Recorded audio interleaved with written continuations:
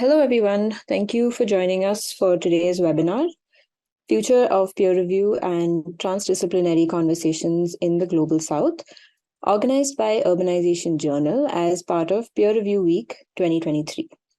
My name is Ishani, and I'm part of the Word Lab at the Indian Institute for Human Settlements, IIHS, which anchors the production and editorial function of urbanization. Before we start today's session, I wanted to give you a quick introduction to the journal in case you're not familiar with it.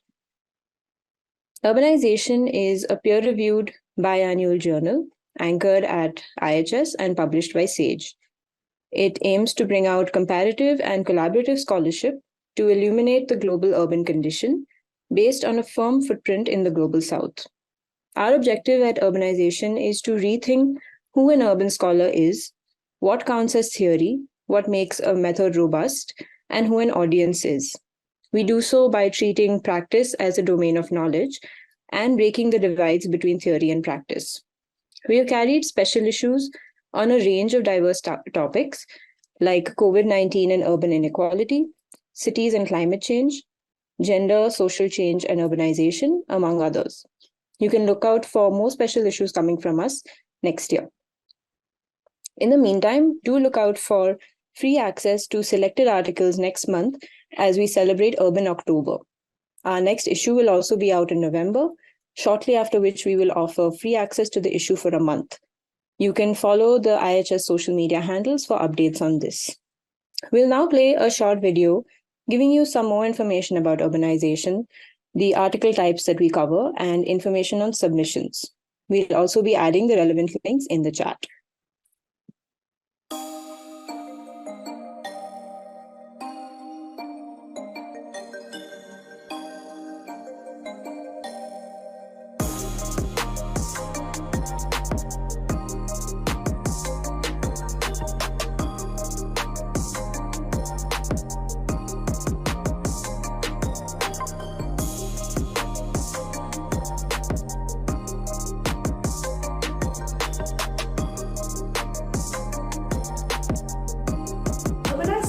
Platform that brings together interdisciplinary scholarship on the urban, especially in the Global South. It is an interesting mix of articles and materials that we publish makes this journal unique. Apart from general articles based on original research and book reviews, we have special sections catering to writing from practice and focusing on pedagogy, and we have visual essays, poetry, and especially we have sessions focusing on methods, while writing from practice focusing on the nuances and complexities of practices across different scales. Methods focuses on various concerns around urbanization and the methodological entry points into it, especially from Global South. Prioritizing writing from the Global South, we at Urbanisation invite and encourage people at different stages of their career to submit to us, and we encourage people with different levels of language proficiency to also submit to us.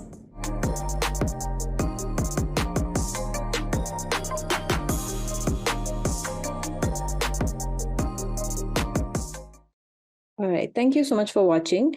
I'll now quickly introduce our panelists for today's session. Karen Coelho is former professor, Madras Institute of Development Studies. She served as editorial advisory board member of the Review of Urban Affairs for Economic and Political Weekly, and is currently editor, Urban Studies, and editorial board member of Dialogues in Urban Research. Jagdish Krishnaswamy is Dean, IIHS School of Environment and Sustainability. He is editor at Ecology, Economy, and Society, section editor at Water Security, and editorial collective member, Urbanisation. Padmini Ray is founder-director, Design Beku. She is currently an editorial board member of the Journal of Electronic Publishing and the book series Bloomsbury Studies in Digital Cultures. Lubna Dugal is a member of the IIHS Word Lab and associate editor with Urbanisation. She manages the peer review, copy editing, and publication process for the journal. Our moderator for today is Neeti P., who is a senior researcher at IIHS. Apart from Urbanisation, she serves on the editorial board of Global Labour Journal and the International Advisory Board of Antipode. Over to you, Neeti, to start the conversation. Thanks, Ishani. So once again, welcome all. And it's great to have you all on this panel and looking forward to having a stimulating conversation around what does the changing publishing landscape mean for the practice of peer review and for peer reviewers themselves from a transdisciplinary lens. And with this, let me first start from you, Karen. So I remember reading your co-authored article with Ashima Sod on millennial turn in urban studies in India, where you discuss the transdisciplinary conversations taking place in Indian urban studies, where geographers, anthropologists, sociologists, and historians contribute to framing urban agenda, contrast to what is familiar to all of us, that is the economistic emphasis on earlier scholarship. And this article, in fact, discusses various platforms emerging to host these conversations, including Mumbai Studies Group or Sarai Reader launched by CSDS or EPW's review of urban affairs. And we are quite glad that IIHS's Urbanisation is also one of the recent one in this list. So, Karen, being part of EPW's review of urban affairs and editorial team member of urban studies, we would like to hear what changes have you seen in the peer review and evaluation of scholarship that emerges from this change? Or does it impact the kinds of or diversity of reviewers selected and invited for peer review? We can't hear you, Karen. Could you please unmute? Yeah. Is that better? Yeah. Thank you. Thank you, Neeti. So, since the time is short, let me just get right to it. I think I'll speak mostly from the perspective of Urban Studies Journal.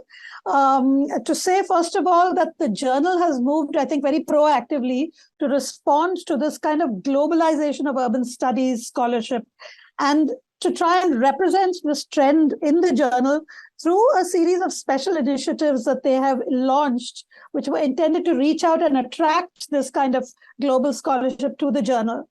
So it started with the sort of special initiative on China around 2017, followed by the special India initiative, which was launched a couple of years ago, and by more recent special initiatives for Latin America and Africa. The journal has committed substantial time, energy, and funding resources to this kind of outreach. One of its first steps in this direction was to significantly increase and diversify their editorial board through appointing more regional editors like myself.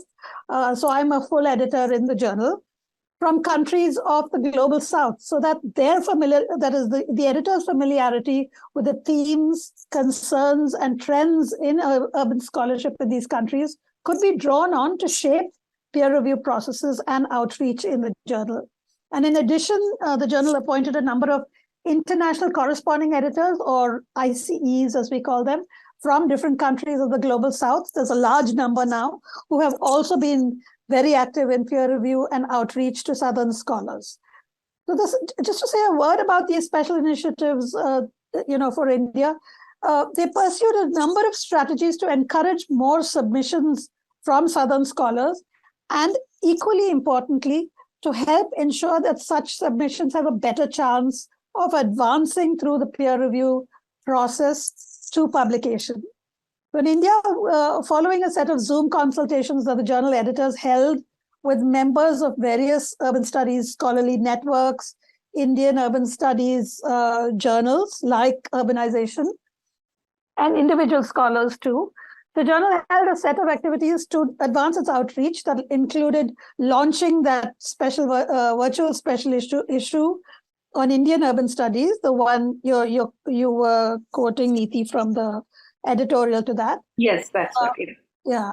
And appointing 3 ICEs from India, holding its annual special lecture in Bangalore, which was delivered in Jan 2023 by Jenny Robinson as part of IIHS's Urban Arc Workshop, creating a set of video interviews with Indian urban studies scholars that were hosted on the journal website, and sponsoring a 5-day workshop in June this year in Goa to help early career scholars hone their manuscripts to meet publishable standards in the journal. So I would argue that the expansion and diversification of editors has made a critical difference in peer review practice. First of all, it has meant that there is a much greater recourse to reviewers and referees from southern countries. Since most articles from the global south are allocated to me or to other editors from the south to manage, we tend to assign reviewers from scholarly networks and circles that we are familiar with, which tend to be relatively invisible to northern editors. And this gives authors a much more solid, contextually grounded and nuanced set of comments that have proved to be extremely helpful, particularly for early career scholars, some of whom have actually commented to us that the review process did feel a bit like a mentoring relationship. So they kind of felt like that they gained a lot through the process. It also helps actually put articles from southern countries in conversation with scholarship from other parts of the global south. For instance, I may assign a reviewer from India to referee a piece from Africa or Latin America, and this provides some level of transnational southern perspective and really helps to broaden the concerns and questions that the article is engaged with, but again, within a more regional context rather than just being sort of global.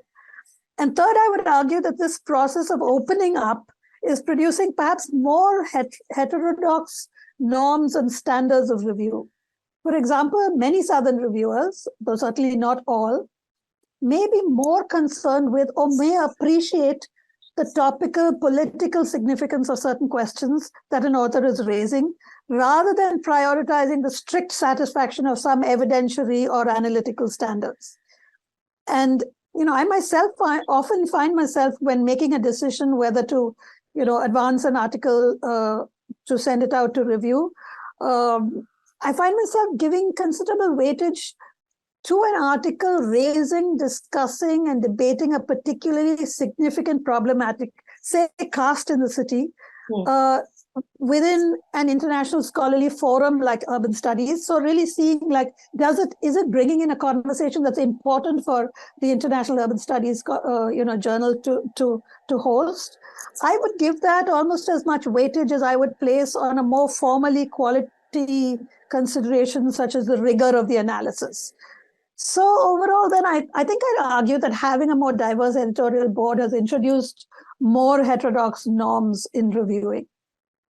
And so if I have a moment, I'll say something about the transdisciplinary nature of urban studies. I think urban studies has always been multidisciplinary, but I think in line with global developments in scholarship, and as you noted in our editorial, the journal has been receiving an increasing number of papers that are transdisciplinary, that are interdisciplinary, many coming from disciplines like history and anthropology, that were newer to the urban studies scholarship, both globally and in India. And this has also meant expanding and diversifying the disciplinary range of referees that we invite, trying to identify referees whose work suggests that they may be addressing questions from such sort of interdisciplinary, transdisciplinary vantage points, and encouraging authors to write in a way that enables those of different disciplines to engage with their work. And of course, this has its challenges, particularly for the editor. The editor has to often negotiate among a number of sometimes starkly contrasting reviews on a manuscript coming from different disciplinary traditions. Authors may have to cross a high threshold of citation and referencing if they get reviewers that are working on the same topic but from quite different angles. But I think this only enriches the work. I think some of this can make it harder for an early career scholar to make the cut in a journal like Urban Studies, but I think this is for better reasons than before.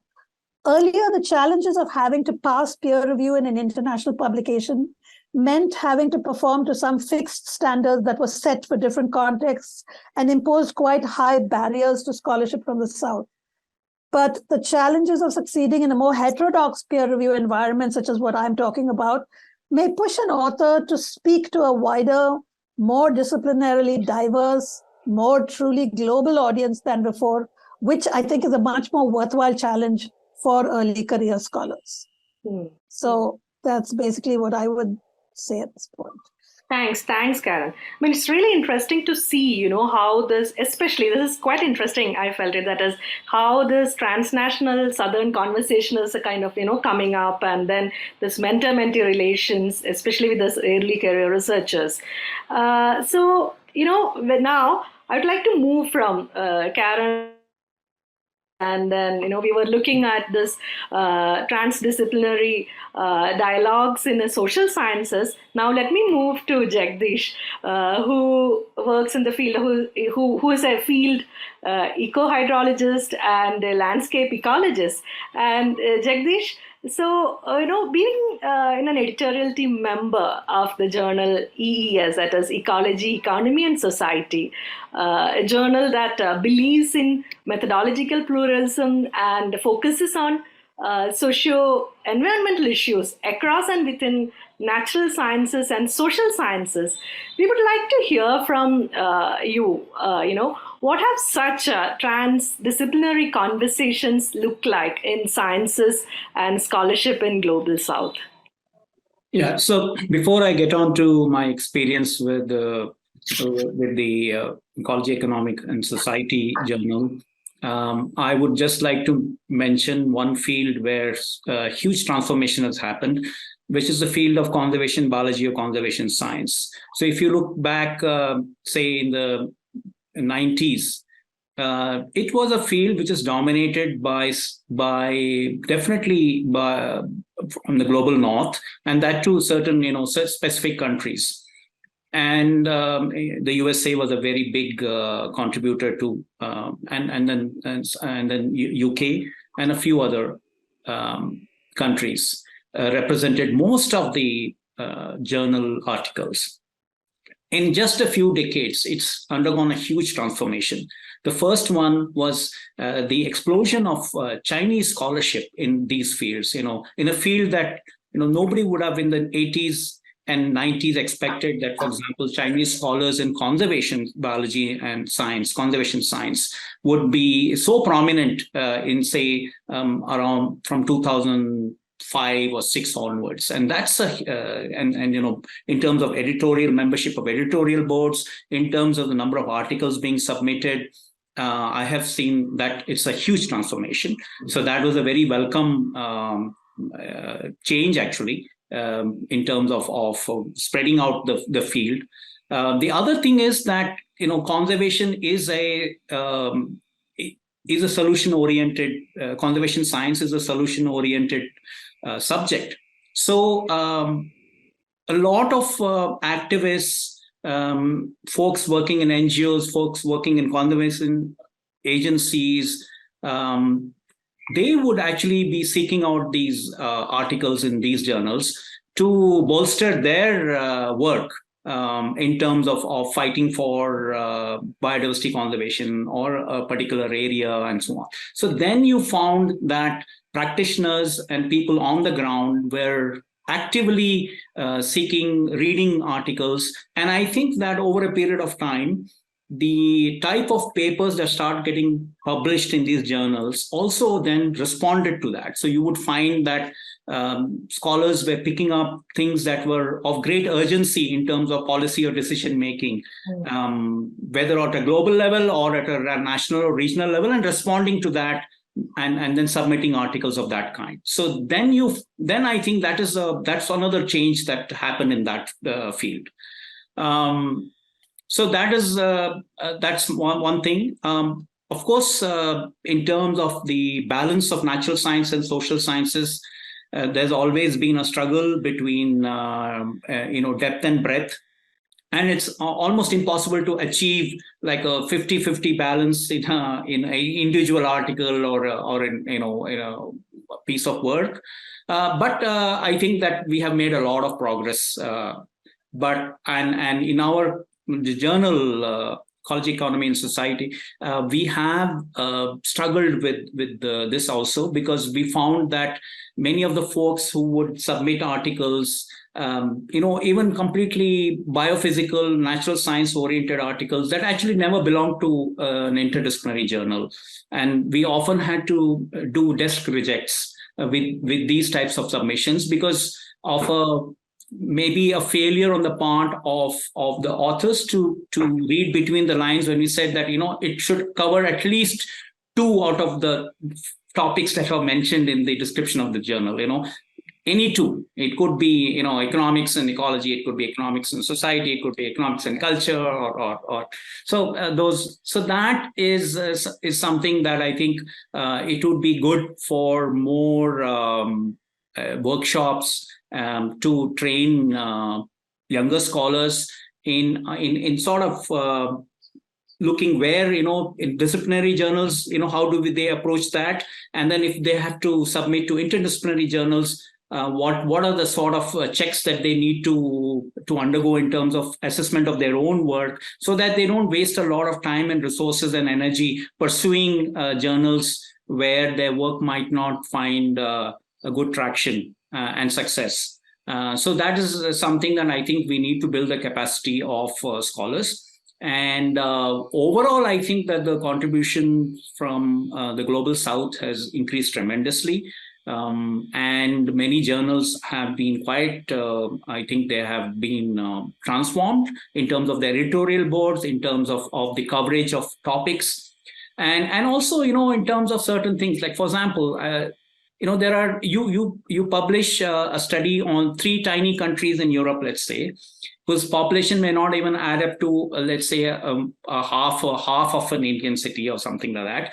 But then, and that's considered as a sort of a international study because it covers 2-3 countries, which might be very similar in many ways or not similar, but that's fine. But when you submit a paper that, let's say, applies to, let's say, the whole of China or India, it's so much diversity within the country. In India, we're talking about 1.4 billion people, but then that would be considered as of regional interest.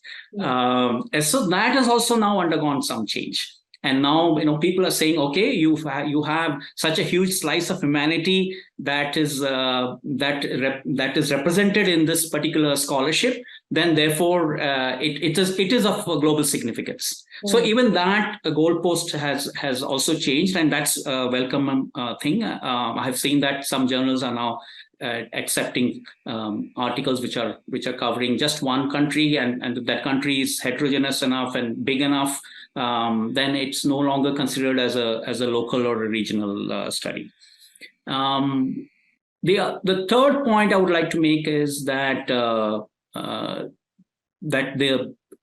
that I have seen quite a few papers where when a paper is rejected, even the rejected paper has so many valuable comments. And I'm saying this as an author also, where I have benefited, but also in terms of our own accountability to younger scholars. When we do have a rejection for various reasons, if we give detailed, in-depth comments and suggestions, they benefit a lot, just as we would benefit if we receive those comments at an early stage of our career. And I think that the worst things are where you have a paper with very few comments on how it could be improved or how it could move forward or how it could be resubmitted to another journal with very detailed comment. And I think that holding ourselves and others, our peers, to these higher standards in terms of accountability to those whose papers we accept and also to those whose papers we end up rejecting for various reasons. I think that is also something we need to keep raising the bar. And in interdisciplinary work, I think it's even more challenging. Ideally, you would want like a paper to be reviewed by an applied natural scientist, somebody from that thematic area, a social scientist or an economist or a historian or a social anthropologist, whichever fields are relevant. So finding the right mix of reviewers is often challenging, and sometimes because there's also an urgency in terms of moving the journal article forward in the review process and the journal process, we might find like 2-3 reviewers after many other reviewers have refused or turned us down for various reasons, not having sufficient time and so on. So we might end up with a slightly lopsided group of reviewers.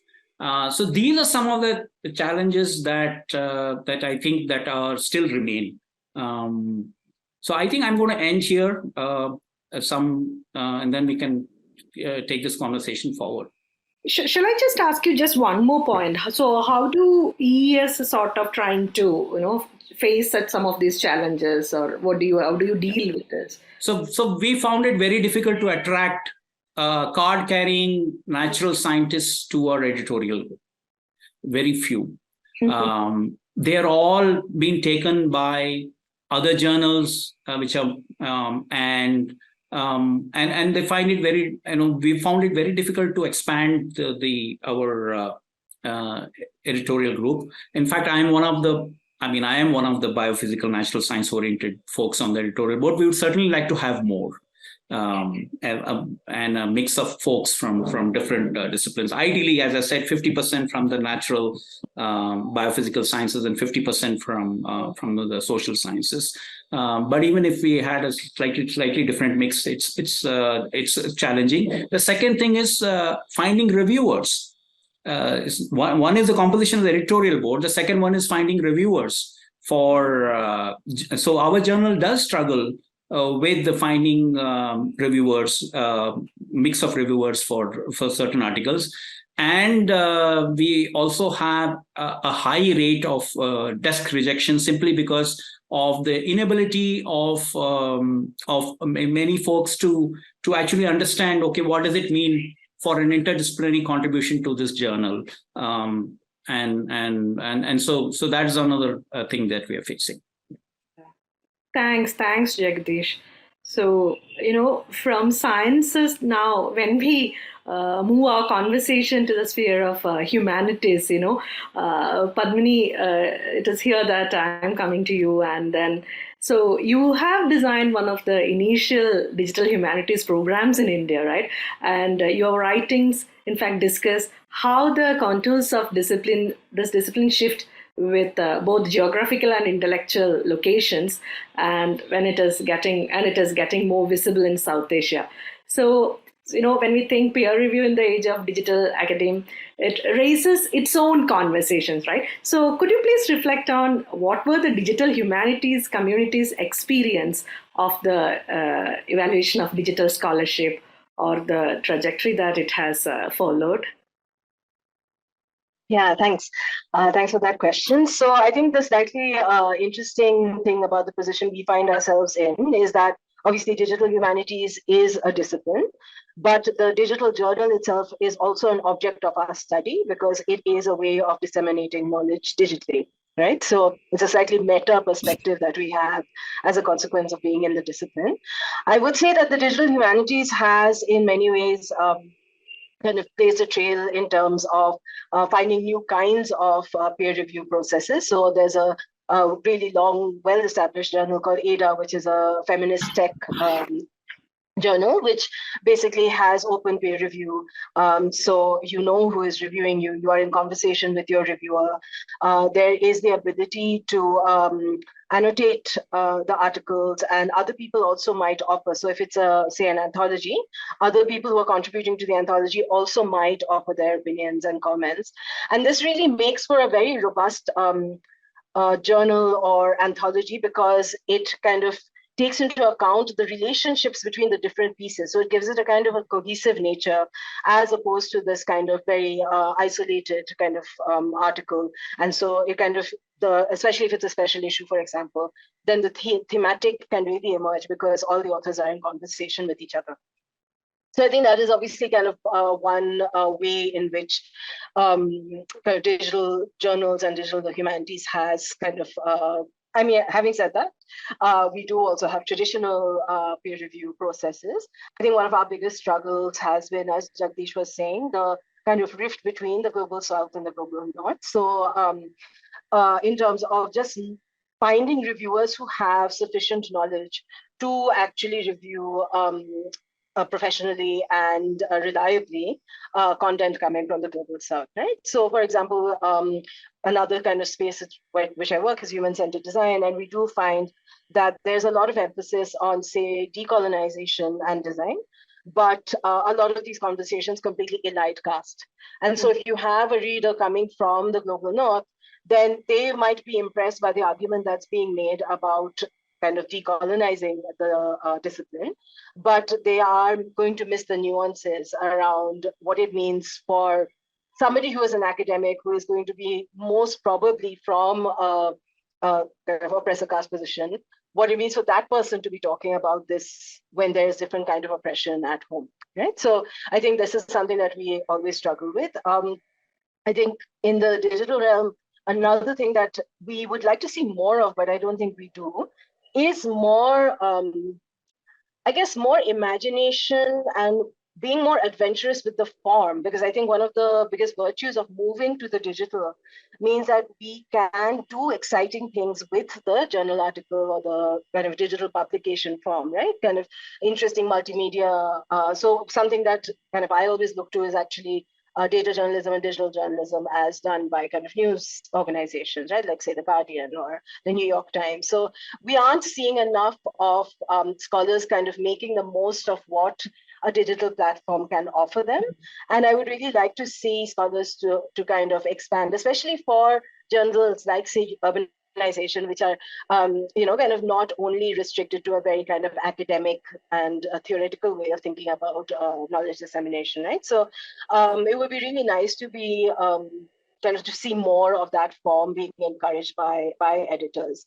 That, of course, does require a different kind of handholding, because if you are, say, for example, submitting a multimedia piece, then many other things also have to be in place, right? Like, so just the quality of the sound, the video, as well as photographs, etc. But I think it is worth the effort, because I feel like it can really bring the topic alive in a way that is not possible with just print.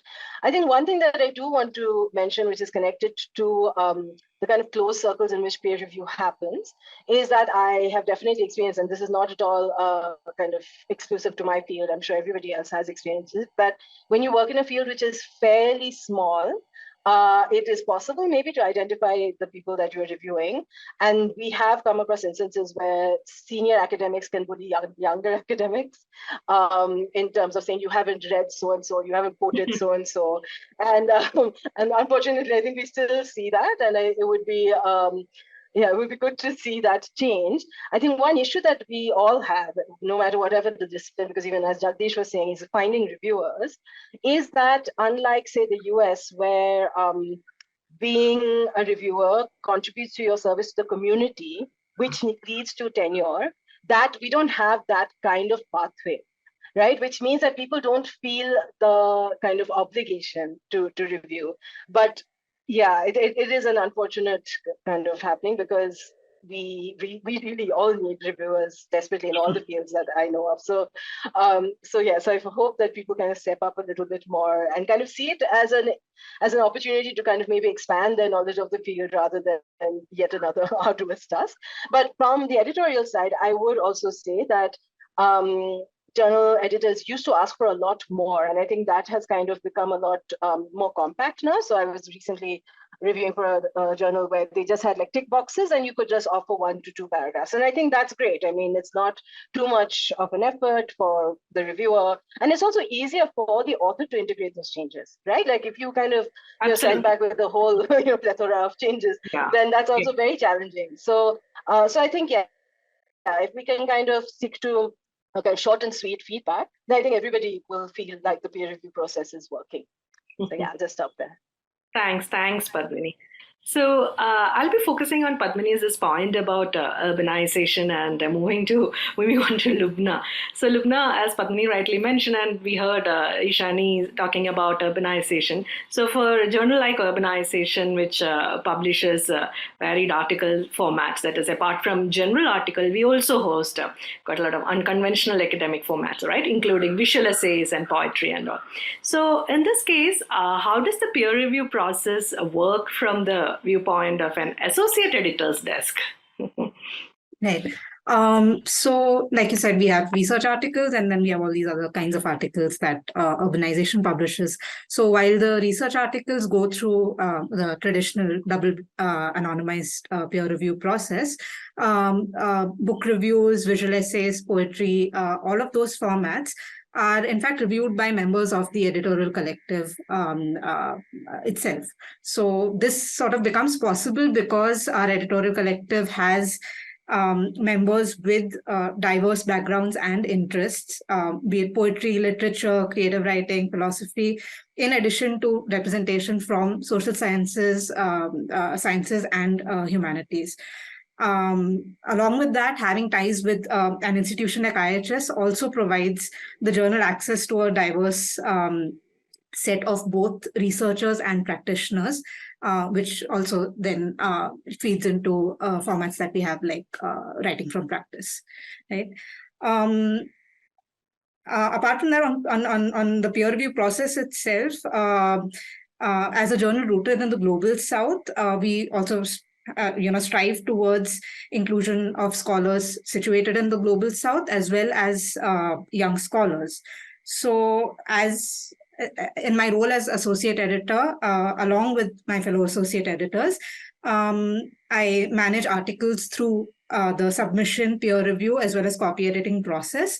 And we try to sort of support authors through all of these processes to ensure that articles, especially not rejected purely on language or on the basis of language or on having limited academic experience, right? So, and as associate editors, because we play a big part during the copy editing process, and because we're familiar with, say, a submission that has gone through various revisions through the peer review process, the peer review process, in a sense, perhaps for us not as peers in the field itself, but definitely as reviewers, continues to the copy editing stage as well.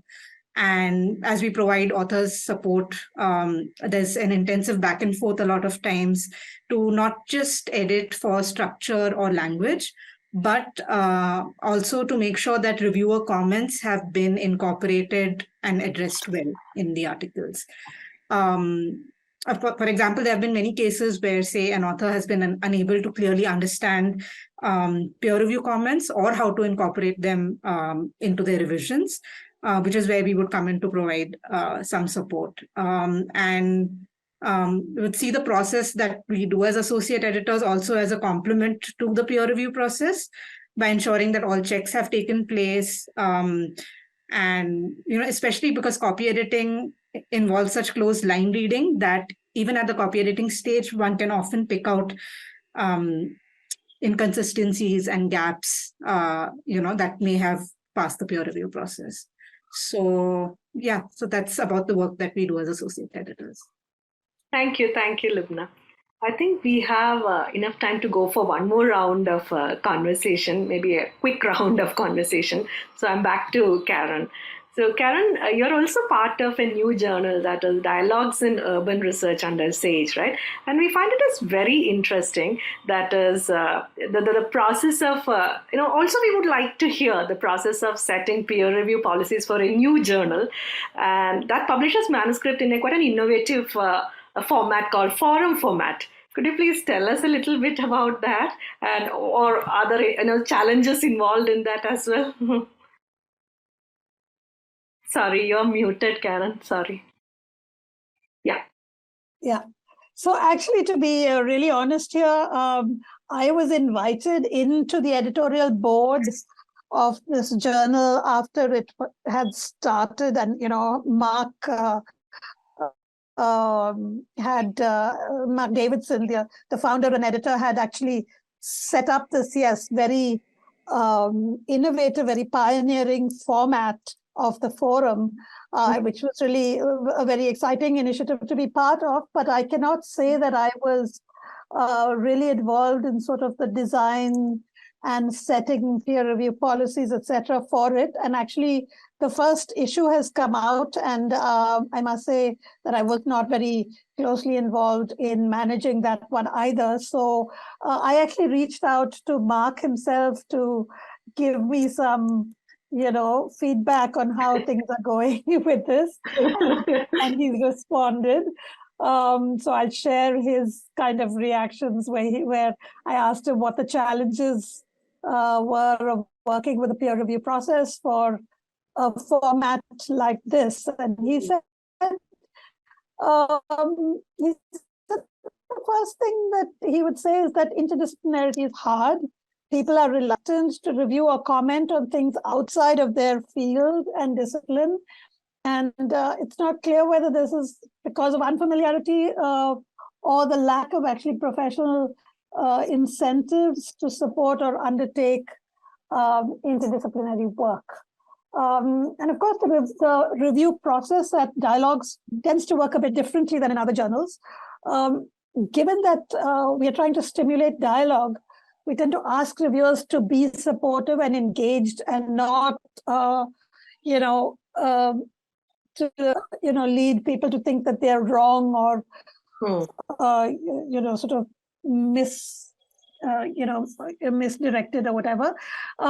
It means letting them know that we want things to be published that are provocative.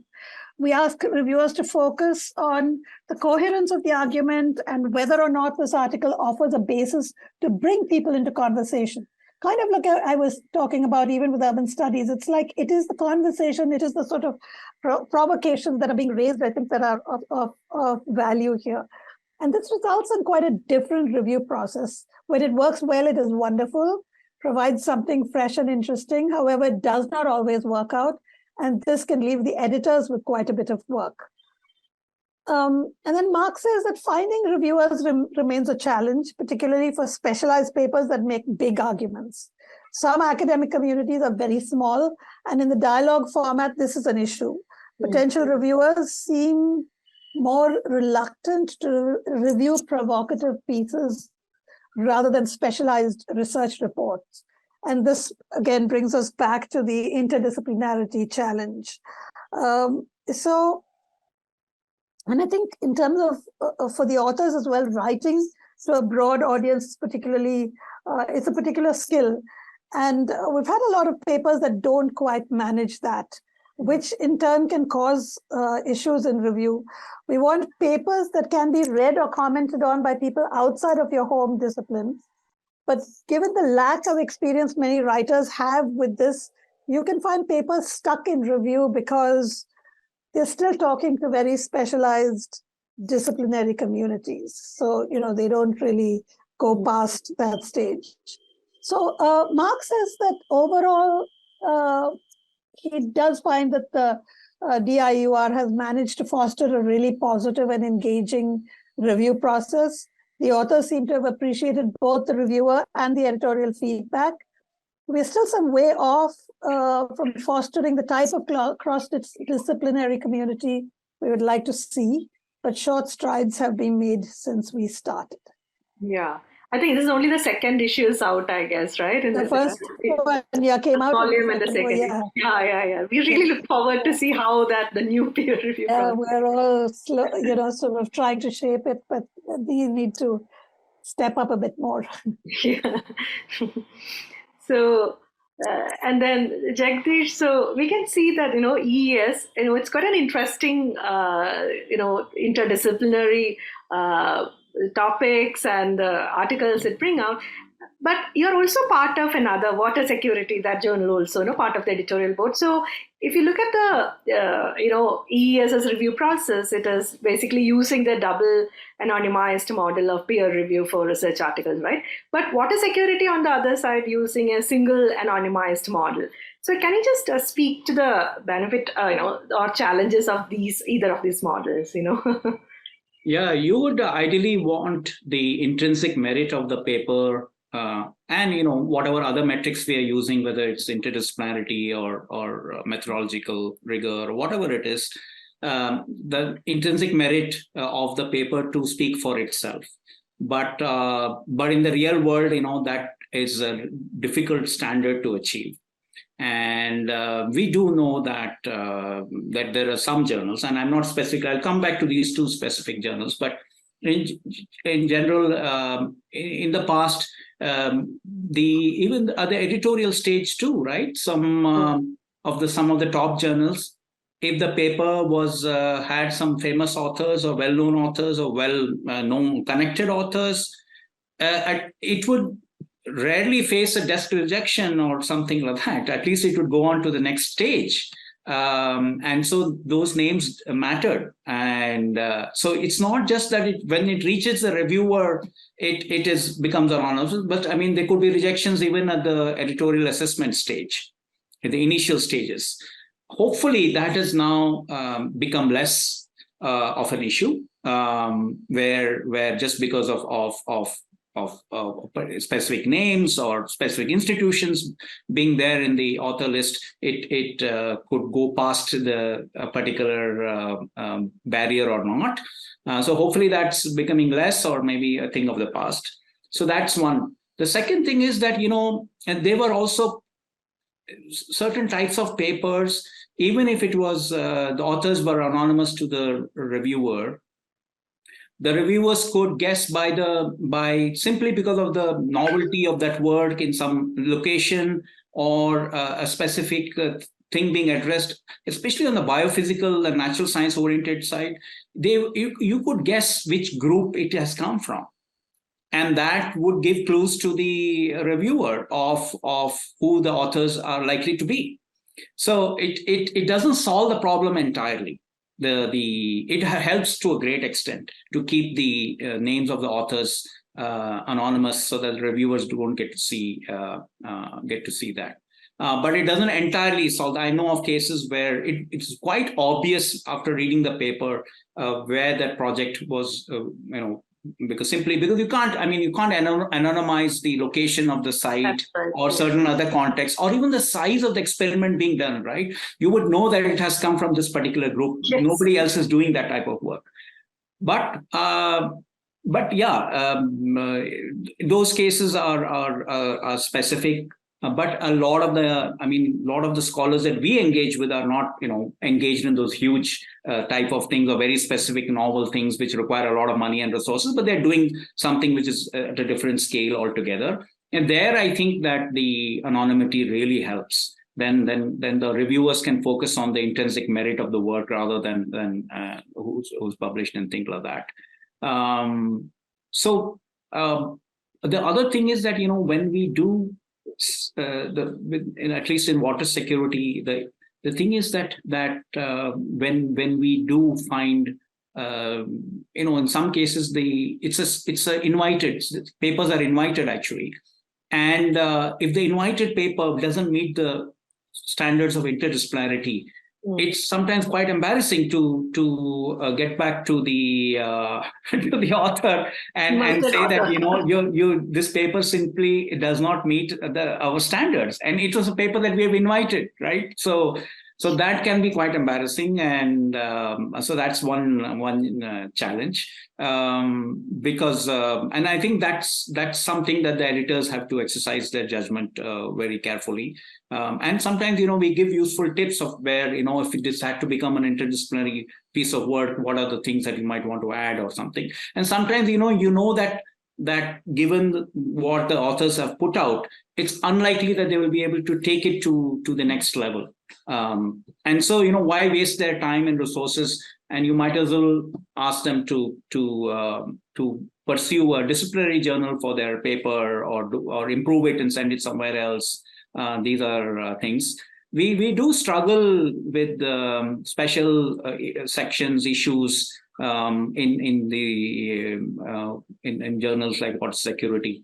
It's about water, but it's an interdisciplinary journal, all dimensions of water. So getting that right mix is we do compete with disciplinary journals and other interdisciplinary journals. As we know, the number of journals has proliferated so much now that it is definitely that a lot of authors are spoiled for choice in terms of in terms of where where they can send their papers, especially on the interdisciplinary side. I think some of it is welcome, but it also adds to the competition between journals and things like that. These are some of my thoughts. The other thing on the ecology, economy, and society is that we do have on contemporary issues of urgency, some policy relevant thing, like let's say the amendments to the new Forest Act in India, or the new emerging policy on green credits that's coming up soon. We can, these are issues, topics on which we can invite commentaries from specific people. So we say that here is a policy, new policy, can you comment on that? And then book reviews and other things. So these sort of add to the mix of the journal, just like Urbanisation and other journals also. So then, it's much more appealing to practitioners. It's more appealing to a general reader, as much as to scholars. And I think that the interdisciplinary journals, especially those which are straddling research and academia and practice, they ought to have a mix of all these things well represented, not just in the editorial board, but in terms of submissions to the journal and also in terms of the review process. Okay. Thanks, Jagdish. With this, let me just move on to Padmini.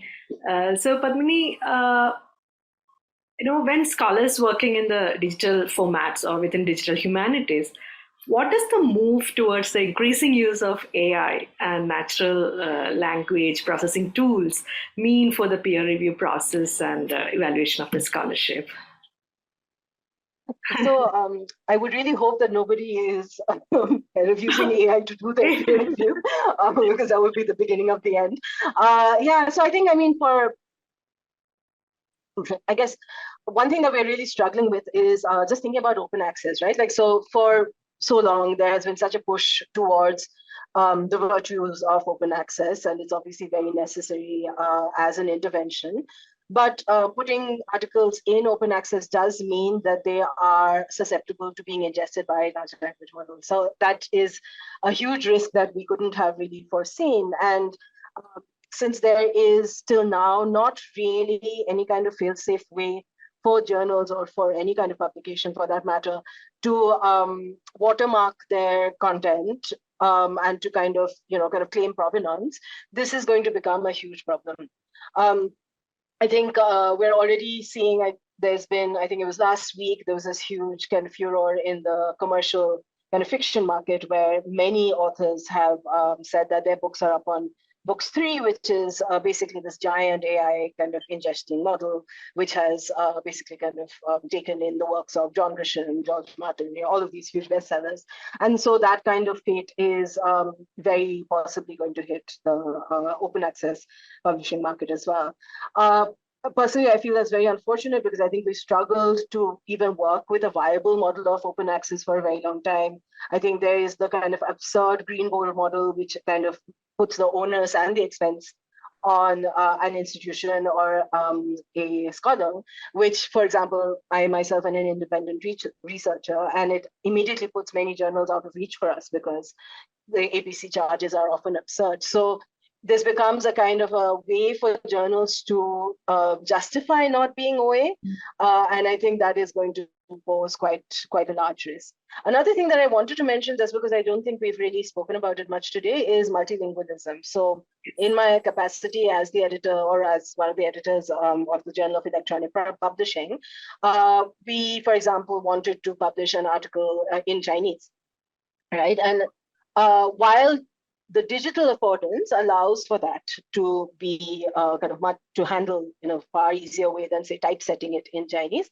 It, of course, does increase labor and effort in other ways, right? So we need a copy editor who can do that work. We need, somebody who will be able to format it.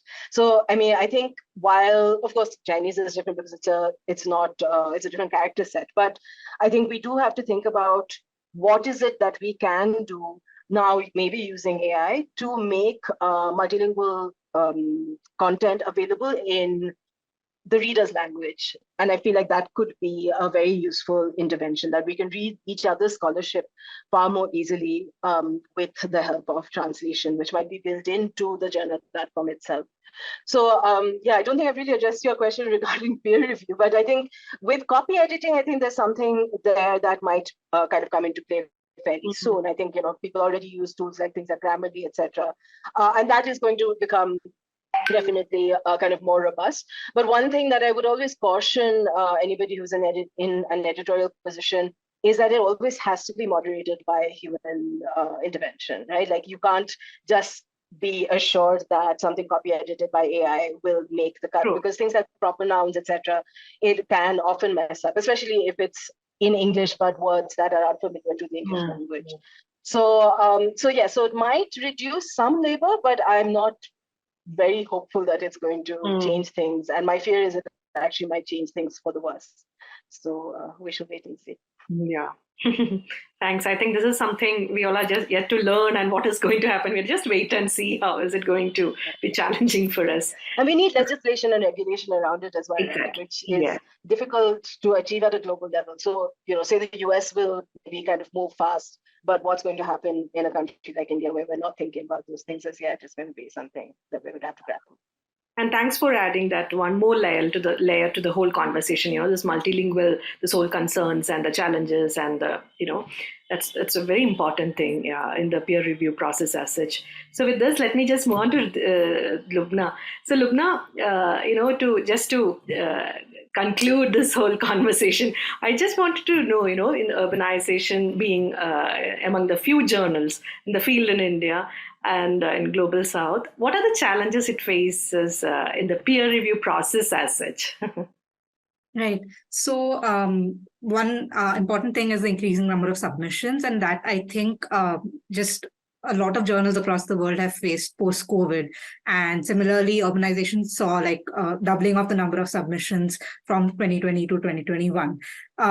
But however, the peer review database has not expanded as much, specifically because we are within the urban studies field and there is only so much. So plus you have to make sure that you're not sending out more than 2 or 3 reviews to a particular reviewer in a year to not overload them, right?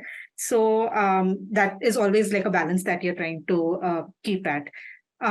So one thing is to have an expansion of our peer review databases. And like everyone talked about sort of how diversity of the editorial board itself can lead to having a more diverse list of peer reviewers for the journal as well. But on the other hand, I think finding experienced reviewers is also a problem. And when you're looking at a lot of submissions coming in from the Global South, apart from looking for peer reviews on a specific topic, for experienced peer reviewers on a specific topic, you also want to look at a peer reviewer from that specific region, who can review that article. So that can be a challenge. So apart from the diversity point, there's also this gap that I was talking about between the rate at which scholarly outputs have risen and how we can find more experienced peer reviewers. So the rate at which, or how many or how effectively are younger scholars, early career researchers being trained to effectively do peer review. And I think there's a question that we have to ask is whether this is something that researchers, institutions are also taking up, teaching or training peer review on the one hand, mentoring from senior researchers to junior researchers on how peer reviews are done. For example, there are journals that allow an invited reviewer to co-review with their junior colleagues. So that is another, model of mentoring for peer review. So these kind of models, plus like an institutional thrust maybe towards capacity building, finally, can ultimately lead to advantages that are not just for scholars because it helps them keep up with their field, learn analytical skills along with peer reviewing skills, and just more exposure to how articles are written. You see it at a more draft stage. but also advantages for journals because we'll be able to ensure more timely processing of articles and submissions and increase quality of peer reviews and availability of peer reviewers. So, plus, I think incentives also play a role. I'd just like to add that point, where whether it's like having mentions on Publons or you get publisher discounts, say if you've reviewed for a particular journal, journal recognition like Urbanisation every year puts out a list of reviewers who have reviewed for us in the previous year, or just actually recognition by their own institutions. Like Padmini was also talking about a system of tenure, for example, that can lead people to do more peer reviews. Yeah. Thanks, Lubna. So I think with this, let's just move on to the question answer session. And in fact, I was about to, so there are a couple of questions. In fact, Ritu Deshmukh's question, the third question, I think that's exactly what, the question was, how do we, get invited for, being part of peer review? So Lubna had addressed that, so Ritu had removed that. So no, that's still, how does one, that's the same goes. How does one apply for peer reviewed, or is it more by invitation? So, do you want to reflect on that? Or I think Lubna had covered more or less every point. So, but if anyone wants to add any points towards that, please go ahead. I want to add that, if one is visible somewhere in terms of a web page or wherever, it makes it easier for journals to locate the reviewer. So it'll be good for younger scholars to actually make sure that their work is visible somewhere, either on the institutional pages and make sure that you keep updating your CV and your profile, and that really helps. And also updating the email address, because sometimes older email addresses, and we really journals struggle with trying to locate the person for the review. Thanks, Jagdish.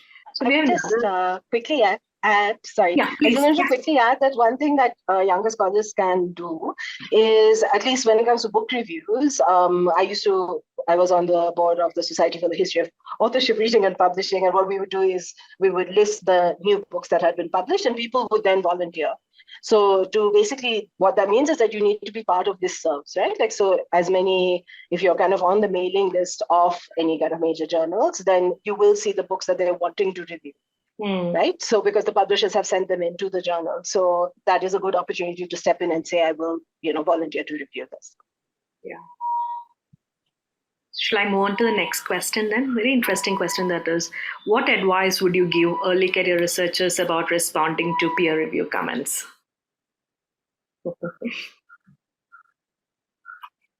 Karen, would you like to start?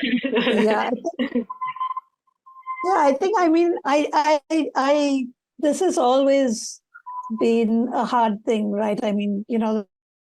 So the first thing we always tell people is like, take a look at them and then just start it and go away for a bit, sort of give it time to get over that sort of, immediate feeling of rejection or hurt or being critiqued that you have. And it takes a little while to realize that these are really constructive. And, when you get yourself into that framework to say, it's happened to every one of us, I bet, is that when you turn around and you say, okay, now let me think about how these can really improve what I've done.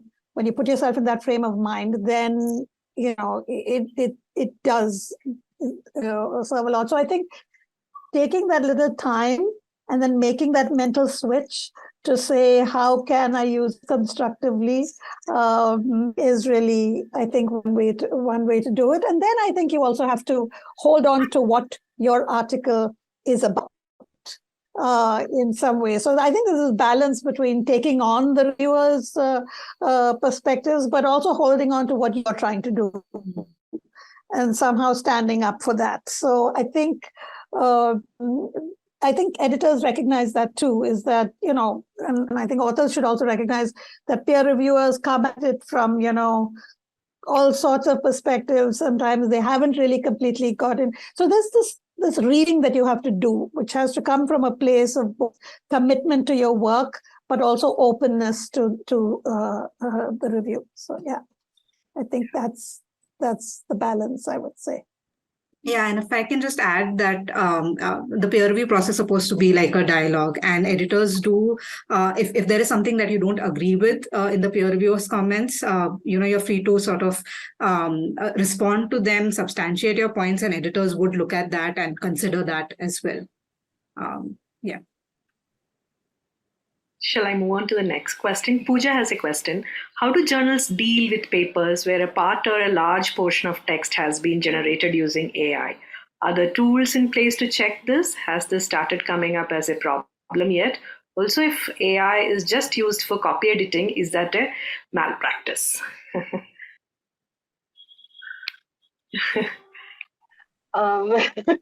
Okay, so if AI is used for copy editing, no. I mean, I would imagine that it's kind of considered in the same spirit as the tools like Grammarly. So I think that is okay.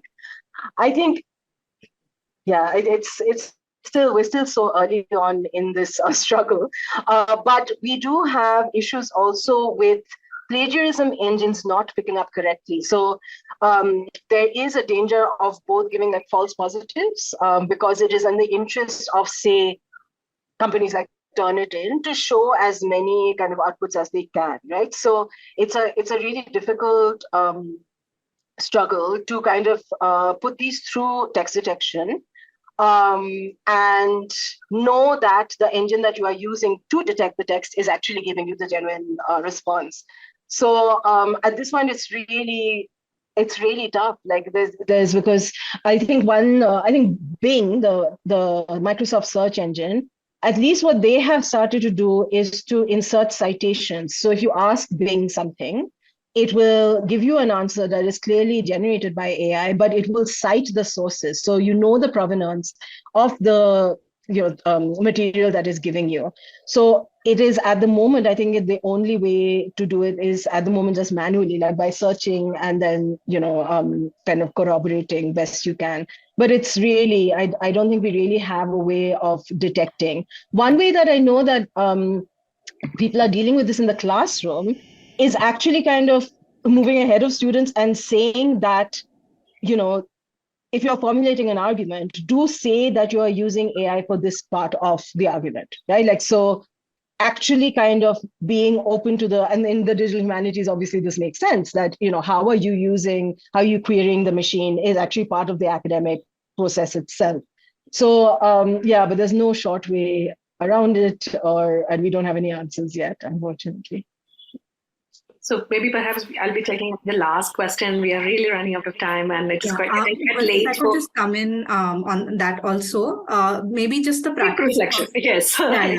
Maybe just the practice of also citing, like you cite your sources. If you have used any AI tools, you should definitely cite those. And a lot of publishers across have now come up with policies on AI tool use, and they tell you how to cite these. So that's another good practice that should be adopted then by schools. Thanks, Lubna. And, maybe perhaps the last question. So, I think I lost this. Could the organizers display journals which could encourage or invite researchers or peer reviewers later after the session via email? So the first question, in fact, I think the same person's earlier questions was how do scholars choose the correct journal? And then the next question came as, can we just share a list of, peer review journals or interdisciplinary journals? So perhaps we can do that after this. And there was another question, I haven't missed that, Ritu, but it may take a little longer conversation. Perhaps we can have an email discussion about that. Do you also encourage the decolonization research on theories questioning interdisciplinary thoughts influenced by West? And how will you get fair peer review on this? So this is again kind of question which can take another webinar altogether. But it will take some time to discuss around that, but we will try and get back to you over email conversation or something. So with this, let me thank all the participants and all the panel members here. Thank you so much, and it was wonderful listening to all of you, and I'm sure quite a lot of learning to all the audience, and of course we at the urbanization front as well. Once again, thank you so much, and looking forward to having another set of conversation near future. Thank you. Thank you, Niti. Yeah, thank you to all the panelists. Thank you so much for this very interesting conversation. And thank you to all the participants as well for sending in your questions. We hope you found the webinar informative, and we are hoping to do more such webinars and would really love your feedback to help us plan them. So a form will appear once the webinar ends. So do take some time to fill that out, so it will help us out. And the recording of this session will be available on the IIHS YouTube channel soon. So yeah, we will see you at the next one then.